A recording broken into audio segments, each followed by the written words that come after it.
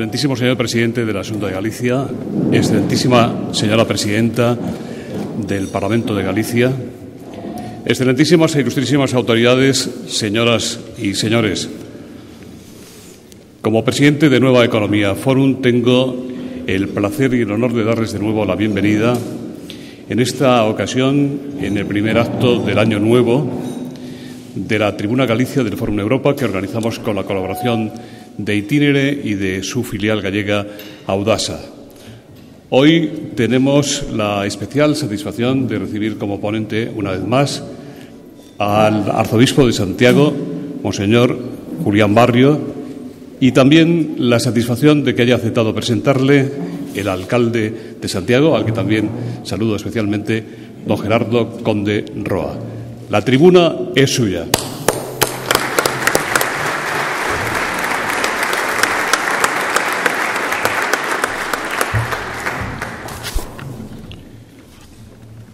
Muy buenos días, señoras y señores, señor presidente de la Xunta, señora presidenta del Parlamento de Galicia, conselleiros, autoridades, presidente del Tribunal Superior de Justicia de Galicia, fiscal jefe del Tribunal Superior de Justicia de Galicia, autoridades, señoras y señores,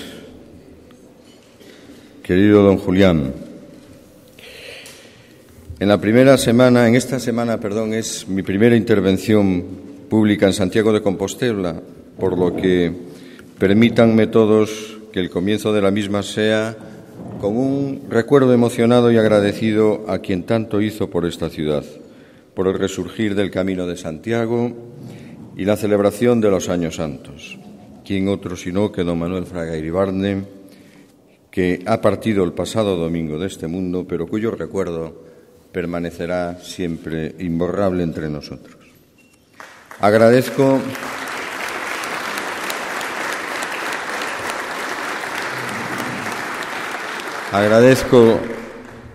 de manera especial también, una vez más, a Nueva Economía Forum y a su presidente José Luis Rodríguez el hecho de que me permitan ocupar, siquiera sea brevemente de nuevo, esta tribuna. Y mi agradecimiento es de una manera muy especial a usted, don Julián Barrio, la deferencia de haber pensado en el alcalde de Santiago de Compostela para esta presentación, lo que significa para mí una gran honra, tanto institucional como personal. Acabamos de cerrar un año de singular significación para nuestra ciudad. La conmemoración del 800 aniversario de la consagración de su catedral, celebración, por cierto, en la que el señor arzobispo ha puesto todo su empeño y dedicación para que la misma tuviera el esplendor y dignidad merecidos. No era otra la actitud que esperábamos de nuestro arzobispo, de don Julián, ya que es la misma la que nos tiene acostumbrados en la celebración de cada año santo que ha organizado o que ha sido partícipe de su organización. En la celebración de uno de ellos, el de 1993, llegó a nuestra ciudad para ser ordenado obispo el 7 de febrero. Había sido designado por el entonces Papa, el hoy beato Juan Pablo II, auxiliar de Santiago de Compostela, el 31 de diciembre del anterior año, precisamente el día de la apertura de la Puerta Santa de ese año.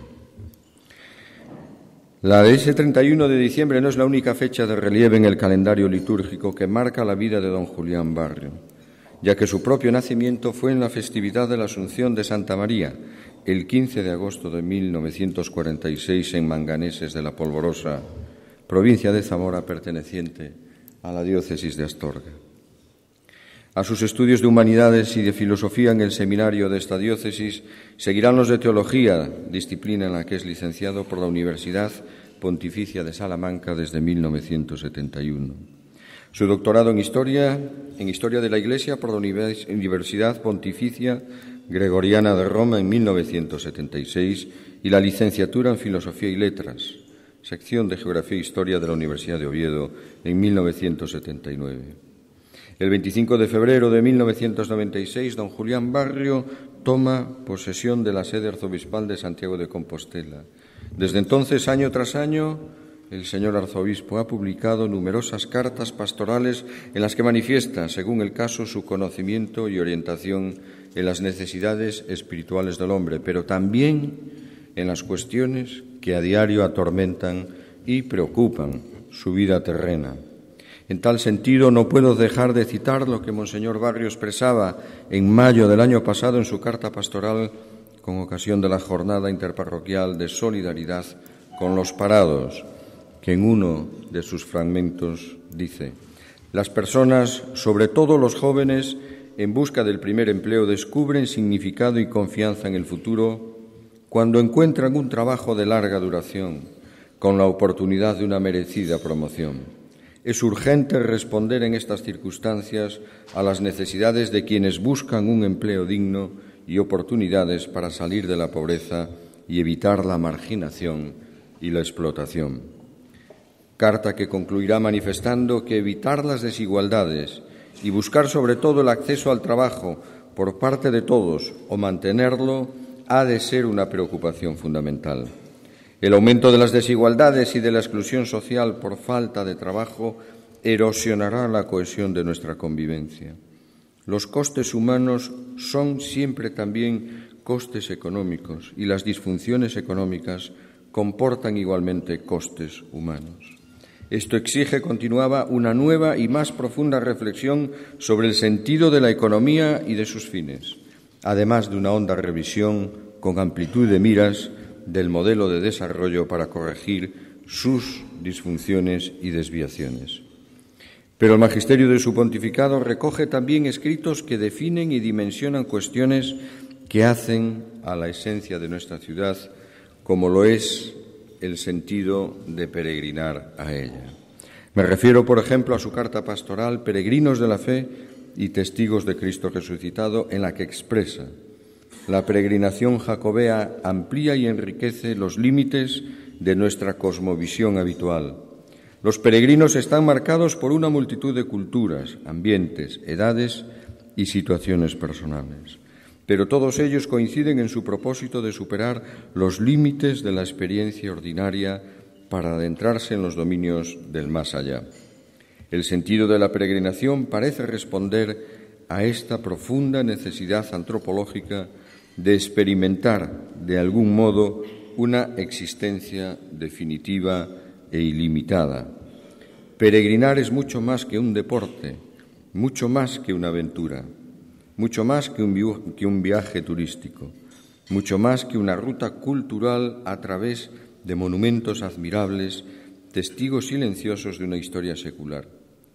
Sin negar el sentido específico de los motivos indicados, la peregrinación posee un alma humana y cristiana, amortiguada la cual pierde su íntima elocuencia, su llamada a desperezar el espíritu, su capacidad fraternizadora de hombres y pueblos.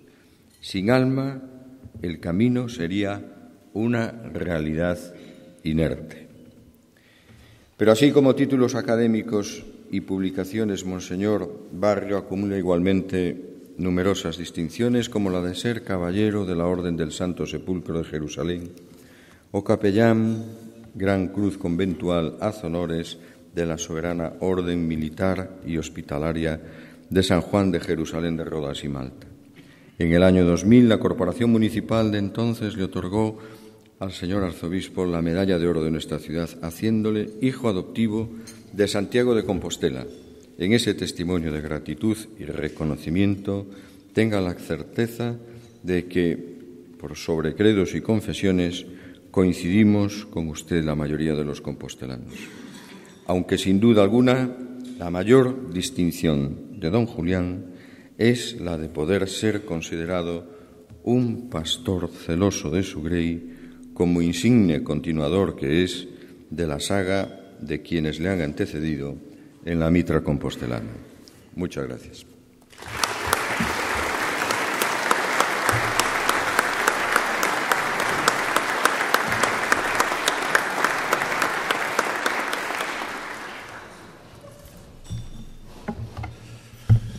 Buenos días a todos. Señor presidente de Nueva Economía Forum, señor presidente de la Xunta, presidenta del Parlamento, autoridades, señoras y señores. Agradezco profundamente la invitación que me hacía don José Luis para poder estar esta mañana con todos ustedes. Agradezco también las amables y bondadosas palabras de presentación de nuestro señor alcalde. Una presentación siempre le sirve a uno para recordar aquello que tal vez había olvidado, para saber de dónde viene, dónde está y, lógicamente, a dónde tiene que dirigirse. Muchas gracias, señor alcalde. Agradezco profundamente la participación de todos ustedes y este tiempo que esta mañana han querido dedicarme. En este momento yo quisiera compartir con todos unas reflexiones que me han llevado a considerar que el mensaje contemporáneo de la Iglesia es un mensaje de modernidad humana. En estos momentos hemos de sentirnos motivados a salir del camino trillado y a tratar de explorar maneras diferentes de hacer algo o buscar respuestas más certeras. La sabiduría no nos permite ser agoreros pesimistas ni ingenuos entusiastas. El hombre sabio está en armonía con todo lo que existe. No percibe la fricción y sabe que antes de mejorar algo en el mundo hay mucho que mejorar dentro de uno mismo. Por ello se hace preciso un análisis sereno y ponderado de la actual situación, de modo que no se oscurezcan las luces que lo iluminan, ni tampoco pasen desapercibidas las sombras que lo ensombrecen. Vivir es aprender. Decir que la existencia humana es compleja no nos sorprende a nadie. Forma parte de nuestra experiencia vital. Pero esto exige concretamente del cristiano la lucidez y la valentía tanto para esclarecer sus misterios a la luz de la revelación divina como para actualizar los significados de ésta discerniendo los signos de los tiempos. Se nos pide tomar conciencia de que en una sociedad no puede reinventarse en cada momento, echando por la borda el bagaje cultural y moral que le han legado las generaciones pretéritas, como si no hubiera nada en todo ello que mereciese ser conservado, como si todo cambio equivaliese a un verdadero progreso, como si pudiese haber progreso cuando se ha perdido toda perspectiva de hacia dónde hemos de encaminar nuestros pasos. Hoy me dirijo a ustedes como el arzobispo que habla a los habitantes de la ciudad, esta ciudad que consideran suya espiritualmente millones de personas que la visitan por el magnetismo espiritual de la tumba apostólica y en la que son patentes las dimensiones de la hispanidad, de la europeidad y de la universalidad en el devenir de una sociedad llamada a edificar su presente y a proyectar su futuro desde la verdad auténtica del hombre, desde la libertad que respeta esa verdad y nunca la hiere, y desde la justicia para todos, comenzando por los más pobres y desvalidos. Hemos ido creciendo y dando sentido a nuestra existencia a través de los valores de la tradición apostólica que impregna nuestra cultura y civilización. Es necesario preservar la expresión pública del hecho religioso y valorar la religión como una aportación positiva para la cohesión social. En esta perspectiva, la Iglesia aporta una lectura creyente de la realidad con una visión esperanzadora. Y de esta lectura se deduce que los valores no los podemos servir a la carta, porque corremos el riesgo de ofrecer una visión individualista y puramente pragmática de la existencia. Hasta ahora, escuela y familia constituían dos pilares básicos como transmisores de valores. Ahora son dos pilares un tanto resquebrajados. En medio de todo, la Iglesia sigue ofreciendo respuesta a los que buscan el sentido de su existencia. Les decía que hoy dejo el púlpito para ocupar una tribuna hablando a la ciudad común, como gusta decir el Papa Benedicto XVI, que nos ha encomendado reiteradamente la tarea de traducir los contenidos de la tradición cristiana en categorías y valencias accesibles al habitante de la ciudad terrena, con la preocupación de colaborar en el bien común. Una colaboración que en ningún caso merma ni debe mermar la libertad del poder civil.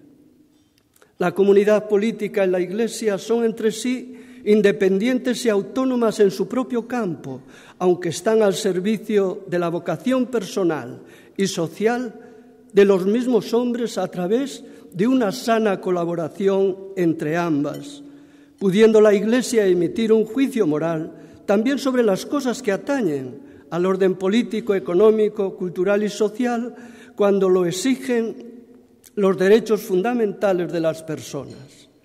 En este sentido, la enseñanza del obispo puede llegar, y espero que de hecho llegue, más allá de los espacios de la Iglesia, de modo que pueda ser libremente acogida por quienes lo deseen, como una aportación para el conjunto de la ciudad del hombre.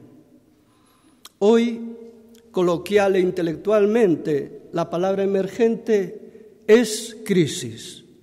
Percibimos el momento actual en la clave de la crisis económica y financiera, sin descuidar su dimensión existencial, aquella que toca la experiencia cotidiana de tantas personas que cada día viven su vida y mueren su muerte. Cuanto más tiempo arrastremos un problema, más pesado se nos hace. Considero que esta crisis, cuyas raíces son culturales y antropológicas, debe ser interpretada como los dolores de un parto, como una transición dolorosa llamada a alumbrar una nueva forma de convivencia. La crisis está generando un cambio y puede llevarnos a una transformación radical de nuestro estilo de vida. Nada está perdido si el pasado nos sirve no como un sofá, sino como un trampolín, con el propósito de comenzar de nuevo. Hace falta vivir esta condición sufriente con toda nuestra energía personal y comunitaria, porque el mañana reflejará nuestra esperanza de hoy. Y para vivir adecuadamente esta transición, se reclama un ensanchamiento de la razón económica y de la razón política, que den cabida al peso de la persona y de sus relaciones. Es urgente liberar la razón económico-financiera de la jaula de la tecnocracia y del individualismo, cuyos límites hemos visto en la explosión de la crisis, y también de esa realpolitik que se convierte en mero pragmatismo y estrategia para el poder.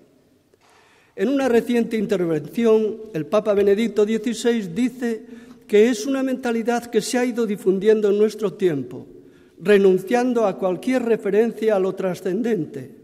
Se ha mostrado incapaz de comprender y preservar lo humano. La difusión de esta mentalidad ha generado la crisis que vivimos hoy, que es crisis de significado y de valores, antes que crisis económica y social. El hombre que busca vivir solo de forma positivista en lo calculable y en lo mensurable, al final queda sofocado. Hasta aquí las palabras del Papa. En este sentido, quiero ofrecerles a todos ustedes como 10 referencias. La primera de ellas: he de referirme al riesgo que corren los católicos en la vida pública con el señuelo del secularismo que, lejos de hacerles más incisivos en la historia, les convierte en sal insípida y levadura estéril. Es precisa la dimensión antropológica y ética para afrontar la acción social económica y política.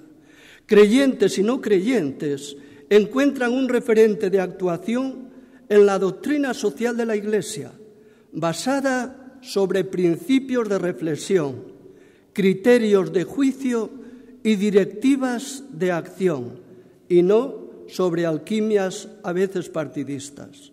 En este sentido, no es aceptable la cultura del gasto y del endeudamiento sin límites, tanto por parte de las personas como sobre todo por parte de las administraciones. Se podría decir que la crisis actual ha manifestado una irreverencia, entre comillas, en el uso de los bienes materiales. Se requiere un cambio en la forma de vida que pasa por la paciencia para esperar a que se realicen los propios deseos, por la limitación de la avidez, por el cuidado de las cosas y no su sustitución compulsiva, por una mirada ponderada sobre la duración de nuestra propia vida y por una tensión por compartir solidariamente con los otros. Signos todos ellos de una vida gobernada por la virtud, que debe partir de las realidades de bien que ya están presentes, sin dejarnos frustrar por planes utópicos. Aquí, la relevancia de las familias resulta esencial como factor de cohesión, de educación y de experiencia de esa vida buena verificada en las más diversas circunstancias. Segunda referencia. Considero necesario proponer la vía de la paz, consigo mismo y con los demás para vivir el sufrimiento cotidiano que impone la situación de crisis. Esto conlleva asumir el riesgo del testimonio personal en todas las relaciones y comportamientos cotidianos, evitando exasperar los enfrentamientos y conflictos en todos los órdenes. El mundo en que estamos es un mundo con férreas defensas entre individuos, naciones, grupos étnicos, clases y religiones. Por tanto, no nos encontramos donde podríamos estar, en un estado en el que la paz se fundara en lo que se denomina la economía del don, una vida basada en la generosidad mutua. En la historia de la humanidad se ha transmitido el arraigado hábito de volvernos hacia nosotros mismos, de encerrarnos en nuestro yo.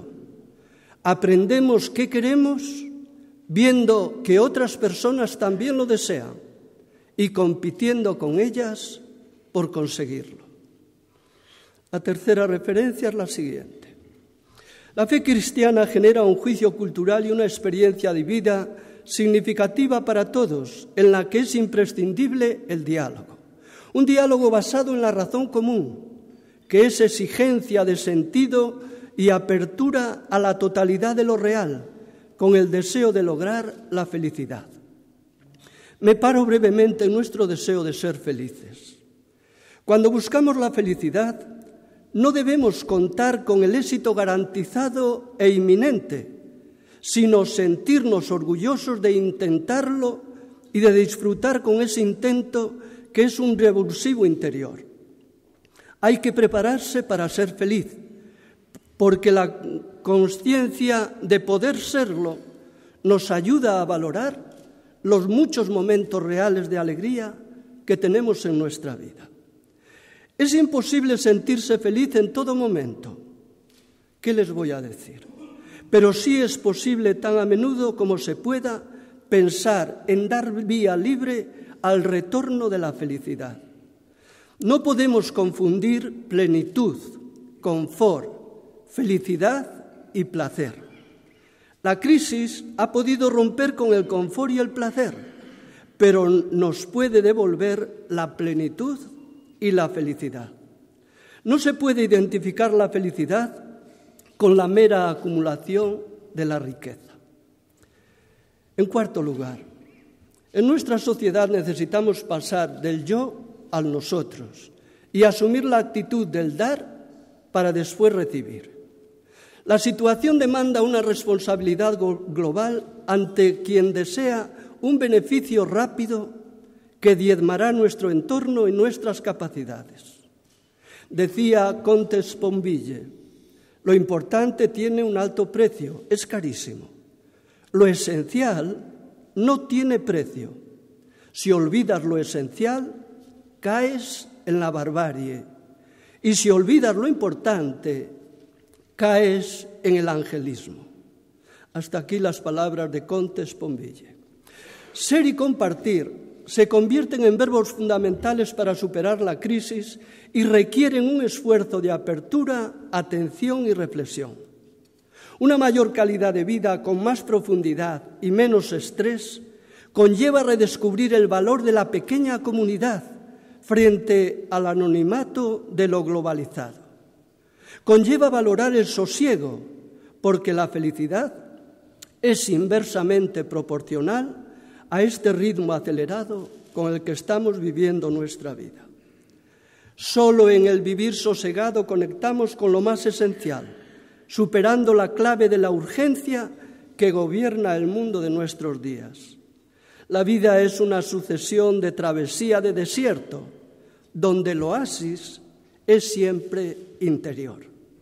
Nos pasamos toda la vida buscando la felicidad sin saber que la llevamos dentro. Es nuestra caja fuerte espiritual, que hemos de atrevernos a abrirla a través del empuje de la pasión, de un lenguaje que todos puedan entender y ayudar a preguntarse por su fuente última, y de una palabra que no busca la confrontación, pero que pone a todos ante la necesidad de medirse con el atractivo, con su atractivo y su verdad. En quinto lugar, decirles que la Iglesia nos recuerda que configurar la sociedad respetando la ley de Dios, reflejada en la ley natural y en la recta razón, muestra al hombre creado a imagen y semejanza de Dios el camino para practicar el bien y alcanzar su fin, y que es garantía para salvaguardar la dignidad de la persona humana y poner la base de sus derechos y de sus deberes fundamentales. Velar por Dios es siempre velar por el hombre. Vivimos en un tiempo caracterizado en gran parte por un relativismo subliminal que penetra todos los ambientes de la vida. A veces este relativismo llega a ser batallador, dirigiéndose contra quienes afirman saber dónde se encuentra la verdad o el sentido de la vida. Y notamos cómo este relativismo ejerce cada vez más un influjo sobre las relaciones humanas y sobre la sociedad. Esto se manifiesta en la inconstancia y discontinuidad de tantas personas y en un excesivo individualismo. Hay quien parece incapaz de renunciar a nada en absoluto o a sacrificarse por los demás. La sexta referencia es la siguiente. Es evidente que el crecimiento de la economía española originó una sociedad masificada y opulenta, en la que también hemos percibido el hundimiento de valores como la exigencia, el respeto y el sacrificio, generando un déficit de capital humano. No es que una cosa sea consecuencia de la otra, pero la realidad es la que tenemos. La misión espiritual de la Iglesia tiene consecuencias decisivas para el desarrollo de la persona humana y para la configuración de la sociedad en la verdad, el bien y la plenitud de felicidad y de vida, más acá y más allá de la muerte. Cada vez sabemos más qué podemos hacer, pero sabemos menos qué debemos hacer, pues incluso la poca sabiduría de la que disponemos, a veces la menospreciamos. Desde hace 2000 años el hombre tiene algo radicalmente nuevo, que no se acaba de poseer sino por partes y a veces con desamor, abandono e infidelidades. Algo que está delante de nosotros como algo que hay que conquistar. Algo, no se olvide, frente a nuestra libertad sin forzarla, la perspectiva cristiana. En esta conciencia hemos de afrontar las dificultades de nuestros tiempos con el espíritu de las bienaventuranzas. Es evidente que la Iglesia de Dios no existe para sí, ni puede vivir encerrada en sí misma, acaparada por sus problemas internos o satisfecha en la contemplación de sus propias prerrogativas. En séptimo lugar, he de manifestarles que no debemos olvidar la dimensión trascendente de la existencia, cuya pérdida genera todas las frustraciones del hombre e impide construir un mundo que sea habitable humanamente y en el que lo esencial de lo humano no quede cercenado, pudiendo la persona actuar en rectitud moral. Cuando la moral es considerada superflua, la corrupción es algo obvio, afectando no solo a las personas, sino también a las instituciones. Cuando la persona humana se libera de la moral o la desplaza a lo meramente subjetivo o la manipula como un puro utilitarismo, se encamina hacia la esclavitud de la tiranía, subordinando lo espiritual a lo material y la libertad al libertinaje. La libertad necesita de una referencia a una instancia superior. El que haya valores que nada ni nadie pueda manipular es la auténtica garantía de nuestra libertad. El hombre que se sabe obligado a lo verdadero y al bien sabe que la libertad se desarrolla solo en la responsabilidad ante un bien mayor. Este bien existe solo si es para todos. Por tanto, debo interesarme siempre de mis prójimos. La libertad no se puede vivir sin relaciones. En la convivencia humana no es posible la libertad sin la solidaridad. En octavo lugar, quiero decirles que hoy damos la impresión de haber apartado el manto de los ideales quedando a la intemperie y sufriendo la pérdida de los valores espirituales originarios. A la angustia de la modernidad se añade la fragmentación de las informaciones, la desaparición de toda visión coherente del mundo, de la confianza en la posibilidad de creer en algo y en la capacidad de conocer la realidad y todavía menos de controlarla. La Iglesia sale al encuentro del hombre de nuestros días, y lo hace con su magisterio.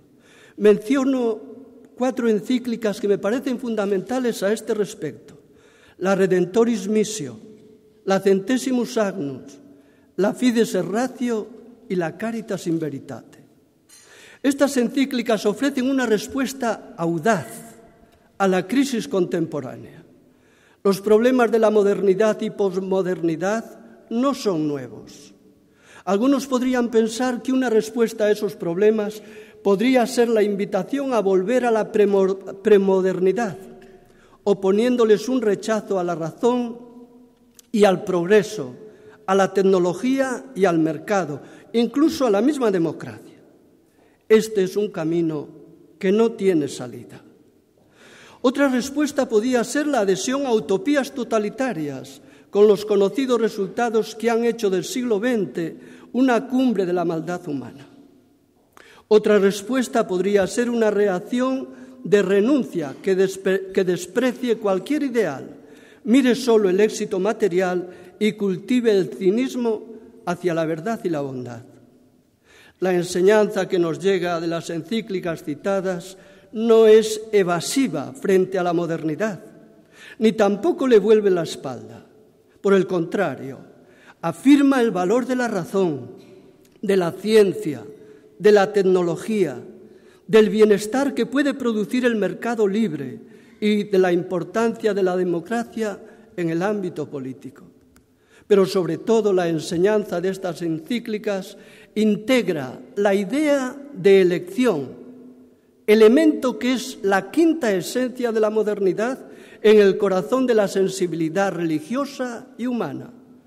Después de todo, el hombre moderno es antes que nada el hombre que es capaz de elegir, sabedor de sus límites, consciente de sus obligaciones morales, humilde ante las verdades trascendentes.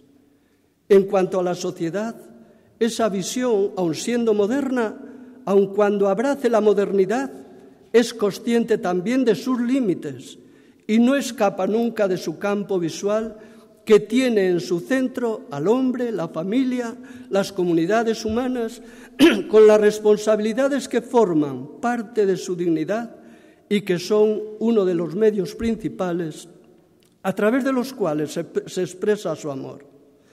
El mensaje del magisterio contemporáneo de la Iglesia es, pues, a mi entender, un mensaje de modernidad humana.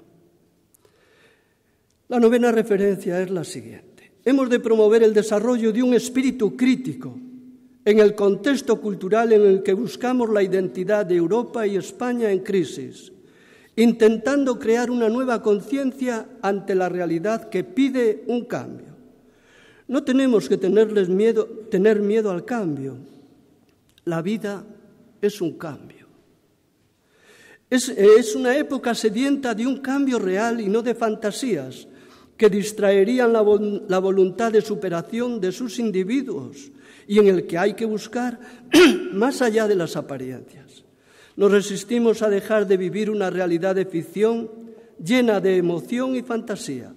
Me viene a la memoria la actitud de Sancho cuando dice: «Ay, no se muera vuestra merced, señor mío, sino tome mi consejo y viva por muchos años, porque la mayor locura que puede hacer un hombre en esta vida es dejarse morir sin más ni más, sin que nadie le mate ni otras manos le acaben que las manos de la melancolía.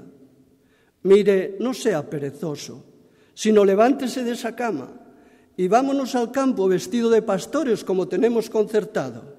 Quizás tras de alguna mata hallamos a la señora Dulcinea desencantada que no haya más que ver. Si es que se muere de pesar de verse vencido, écheme a mí la culpa, diciendo que por haber yo cinchado mal a Rocinante, le derribaron. Cuánto más que vuestra merced habrá visto en sus libros de caballerías ser cosa ordinaria derribarse unos a otros, y el que es vencido hoy, ser vencedor mañana. A esto contesta Don Quijote: señores, vámonos, poco a poco, pues ya en los nidos de antaño no hay pájaros o gaño.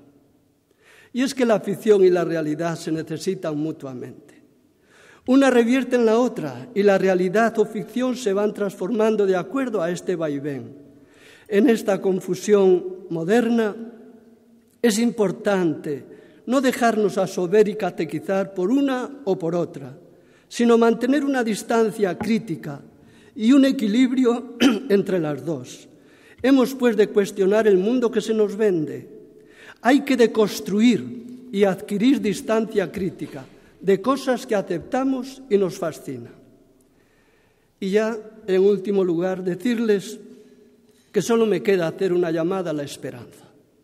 La esperanza tiene dos preciosos hijos. Sus nombres son enfado y valor. Enfado al ver cómo son las cosas y valor para no permitir que continúen así. Es una frase de San Agustín. Debemos afirmar que el momento que vivimos es propicio para la esperanza humana y cristiana, si atravesamos el puente de la modernidad y de la posmodernidad sin comprometer la dignidad humana y el amor. Son tiempos de adversidad, pero no son tiempos de desdicha. En la adversidad se vislumbra siempre una salida, albergando una esperanza. En la desdicha, no. Sobreviene un sentimiento de desamparo cuando ya no parece posible ni concebible felicidad alguna. Son vientos de un grande vendaval, pero en los vendavales uno puede construir unas grandes defensas o aprovechar para hacer molinos de viento. La Iglesia en este momento no quiere construir grandes defensas en torno a sí, sino aprovechar esta fuerza del viento para generar unas realidades nuevas. Termino recordando las palabras del Papa Benedicto XVI en Compostela. La Europa de la ciencia y de las tecnologías, la Europa de la civilización y de la cultura tiene que ser a la vez la Europa abierta a la trascendencia y a la fraternidad con otros continentes, al Dios vivo y verdadero desde el hombre vivo y verdadero. Esto es lo que la Iglesia desea aportar a Europa y consiguientemente a España. Velar por Dios y velar por el hombre desde la comprensión que de ambos se nos ofrece en Jesucristo. Muchas gracias.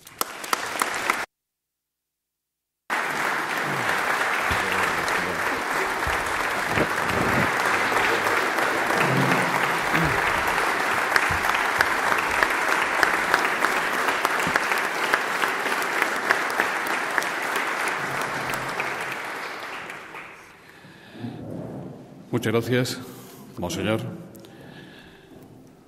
El señor Romay Beccaria, senador, me pasa una nota para expresarle su satisfacción por las enseñanzas manifestadas usted, monseñor, en su intervención. Voy ya con las preguntas. Francisco Noya dice: monseñor, usted presidirá mañana el funeral prácticamente de Estado, entre comillas, por el que fuera durante tantos años presidente de la Xunta de Galicia. ¿Qué destacaría usted de su personalidad? ¿En qué aspectos de su trayectoria fue don Manuel, en su opinión, un ejemplo para los católicos?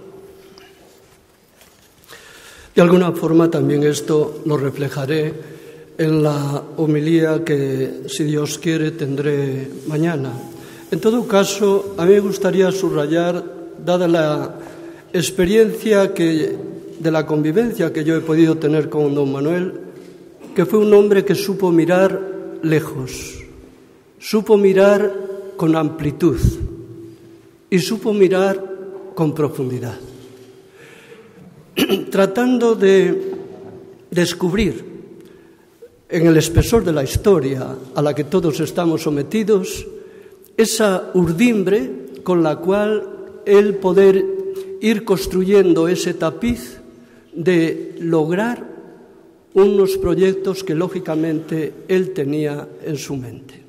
Junto a esto, pues lógicamente no es nada nuevo reconocer su gran capacidad de trabajo, su gran preparación intelectual, su espíritu de sacrificio y lógicamente esa actitud de servidor de la Iglesia, de Galicia y del Estado.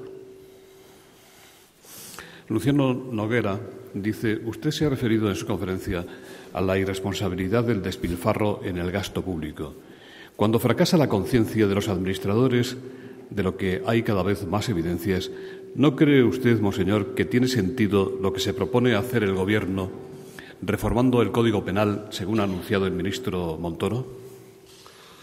Evidentemente, nuestro cuerpo legislativo sabrá cómo decir las medidas que tiene que tomar al respecto. En todo caso, si algo no ha funcionado, tenemos que tratar de buscar la forma de que funcione.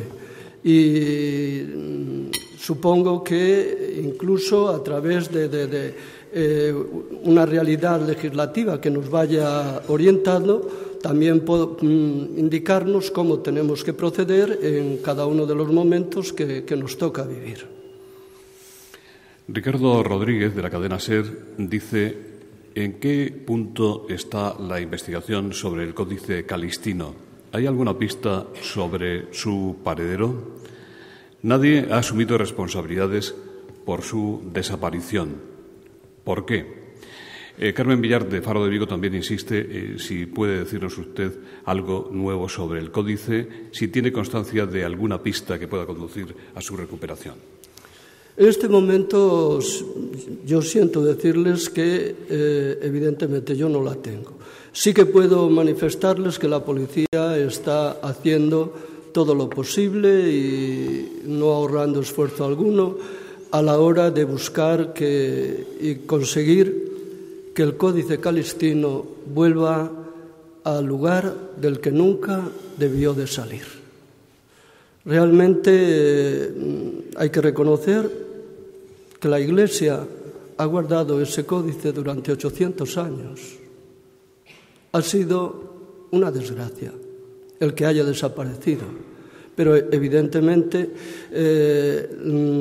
todos nosotros hemos asumido la responsabilidad, lógicamente, de sentir el sufrimiento que este hecho ha supuesto para unas personas, para la Iglesia compostelana, para Galicia y me atrevo a decir que para Europa. Así me lo manifestaban cuando se dio a conocer este hecho. Yo estaba en Le Puy, reunido con los obispos franceses, y ellos mismos me manifestaron el pesar, el dolor y el sufrimiento que lógicamente también para ellos suponía este hecho, un hecho lamentable. Julio Asorey dice: ¿cree usted, monseñor, que en el cese del anterior conselleiro de Cultura, don Roberto Varela, influyeron sus declaraciones y posición para que los 2,5 millones de euros concedidos por la Xunta para los 3 años próximos se destinaran a la reparación de la fachada de la catedral? ¿Cuáles van a ser las prioridades a las que van a dedicarse las ayudas de la Xunta, además de las aportaciones de la Fundación Barrié de la Maza? En relación con este mismo tema hay otras preguntas. Carmen Villar, de Faro de Vigo: ¿cuándo se va a proceder a la reforma integral de la fachada de la obra y cómo se va a financiar esta obra? Y Diana Mandía, del País: ¿tienen previsto restaurar la fachada del obradoiro de la catedral próximamente? Esta intervención es imprescindible para que pueda avanzar la del Pórtico de la Gloria, según la Fundación Barrié. Evidentemente nosotros la preocupación y la inquietud que tenemos es que en el próximo año santo del 2021 podamos presentar la catedral en toda su belleza y en todo su esplendor. Puedo suponer que realizar todo lo que conlleva el plan director de la catedral lleva no solamente tiempo, sino también conlleva una cantidad de dinero no pequeña que realmente no va a ser fácil en estos momentos el conseguir.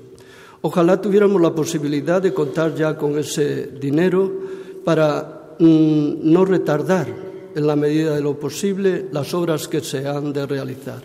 Pero en todo caso haremos todo lo posible que esté en nuestras manos para que podamos contar con ese dinero y llevar adelante la restauración de una catedral que, como acaban de oír, lleva 800 años de existencia y efectivamente pues también las inclemencias meteorológicas también le afectan a ella.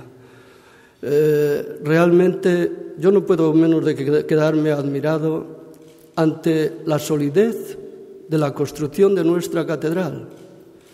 Una catedral que ha pasado por muchas circunstancias históricas y que ha acogido a tantos y tantos peregrinos que también han dejado, queramos o no, su impronta, su huella en la estructura misma de la catedral.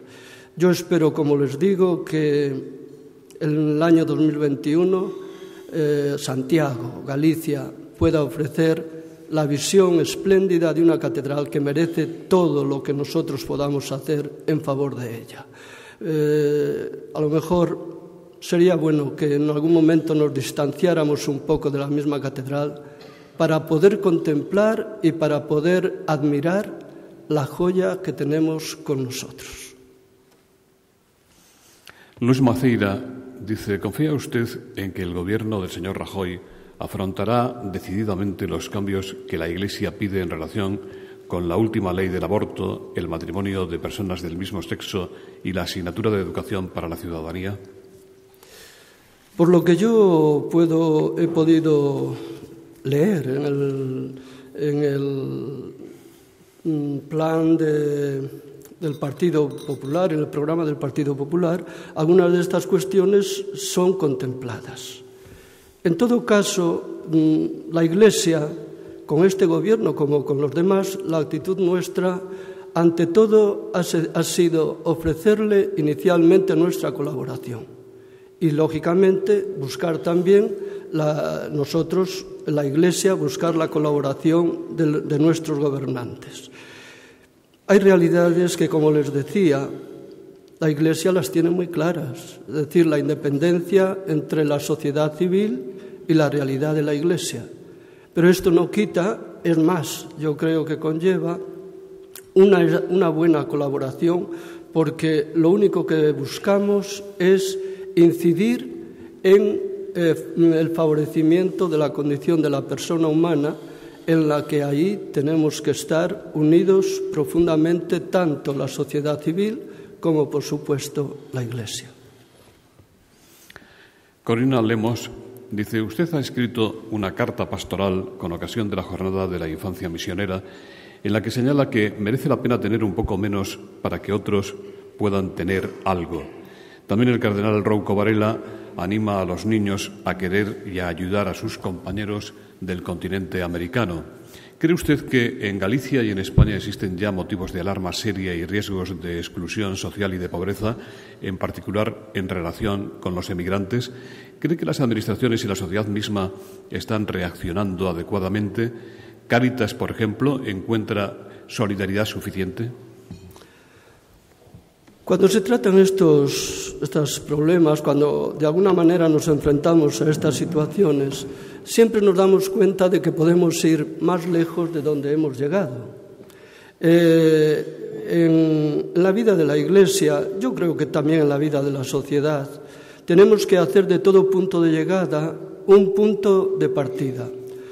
En este sentido, hay que agradecer lo que se ha hecho, pero tenemos también que sentir cierta incomodidad ante aquello que podemos hacer y no estamos haciendo.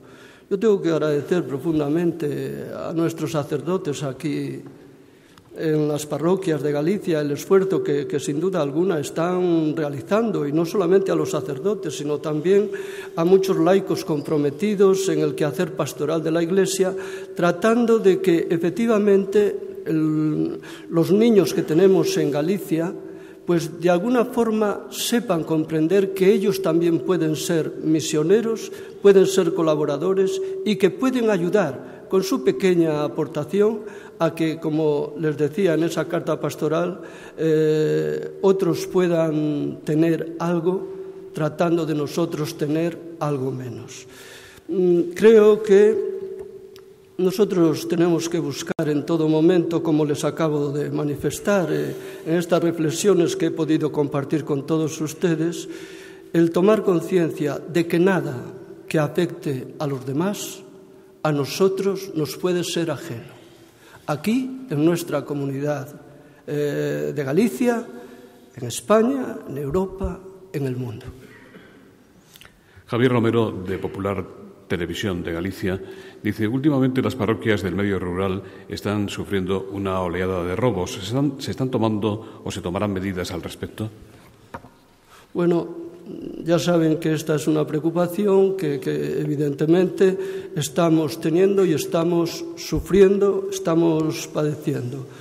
Dentro de nuestras posibilidades, las medidas que de alguna manera pueden llevar a esa prevención en los robos, yo creo que sí las estamos tomando, pero evidentemente también les confieso que en no pocos casos no han dado el resultado que nosotros hubiéramos deseado. Julio Pardelas dice, en febrero se va a celebrar en Roma un simposio mundial para el combate de la pedofilia en el que van a participar representantes de más de 110 conferencias episcopales y superiores de 30 órdenes religiosas. ¿Debería, en su opinión, Monseñor, la Iglesia, a todos sus niveles, ser más contundente en el castigo y separación de los infractores y, además, pedir perdón a las víctimas? ¿Le preocupa este tema a la Iglesia de Santiago? Yo creo que la Iglesia, en este sentido, se ha manifestado con toda claridad y, lógicamente, también ha pedido perdón. La preocupación en la Iglesia de Santiago es la preocupación compartida con toda la Iglesia en España y con toda la Iglesia en el mundo. Castorina Lemos, se celebra el 50 aniversario del Concilio Vaticano. ¿No cree que los cambios sociales y de mentalidad propician y demandan otro concilio que aborde asuntos como el celibato, el sacerdocio femenino y que haga un nuevo intento ecuménico de reunificación de las iglesias cristianas? Hay otra pregunta, esta sin firma, que dice, nos hemos enterado de que usted tiene el propósito de convocar un sínodo. ¿Nos puede explicar en qué consistiría, qué objetivos, qué contenidos? Yo creo que esta efemérides que vamos a comenzar a celebrar el 11 de octubre de la apertura del Concilio Vaticano II puede ser una buena y excelente oportunidad para recordar el mensaje que el Concilio Vaticano II nos ha dejado y que hay que reconocer que no está asumido en la plenitud que sería de desear llegados ya a estos momentos después de 50 años. En todo caso, es buena ocasión para que nosotros podamos de alguna manera hacer memoria de lo que ha sido un mensaje eminentemente pastoral, pero también que ha afectado y que debería afectar pues a la concepción, diríamos, de nuestra sociedad, de nuestra cultura y de todo aquello que efectivamente de una u otra forma afecte a la condición de la persona. El Papa, saben ustedes que es una petición que de tanto en vez se hace con la convocación de un nuevo concilio para tratar estos temas a los que se aluden en esta pregunta que se me ha hecho. El Papa en estos momentos pues considera que efectivamente no ve la necesidad a este respecto. Es más, el Papa trata de hacer ver que veamos lo que se conlleva, por ejemplo, la realidad del celibato en la Iglesia romana y, de alguna forma, tratar de entenderlo a la luz de una espiritualidad que, al margen de ella, pues evidentemente entiendo que muchas personas pues no la pueden entender.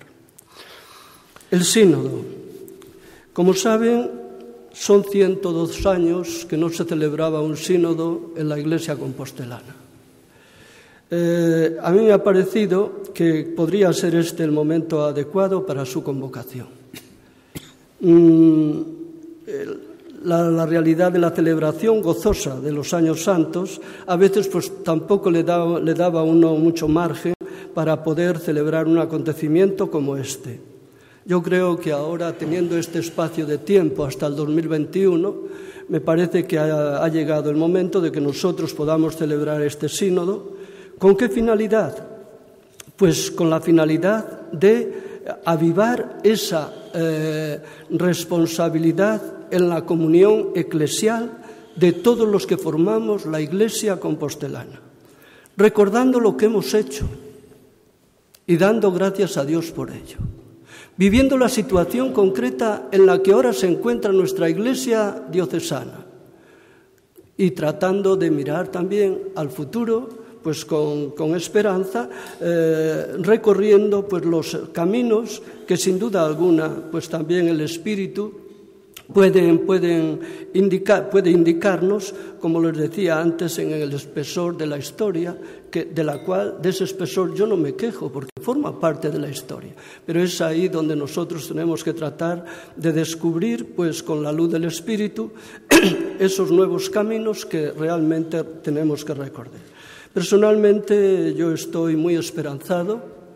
Yo estoy seguro que la respuesta de los diocesanos pues también va a ser una respuesta muy positiva y esto pues nos ayudará, como tantas veces suelo decir, a remover un poco las aguas de nuestra diócesis a fin de que también como las aguas de la piscina de Betsaida sean unas aguas curativas y nos sirva a todos pues a fomentar, a avivar nuestra esperanza, que realmente pues creo que es el motor con el cual hoy nosotros tenemos que funcionar. Muchísimas gracias, monseñor. Muchísimas gracias, alcalde. Andrés Muntaner, en nombre de las entidades que hacen posible esta tribuna Galicia, va a despedir el acto.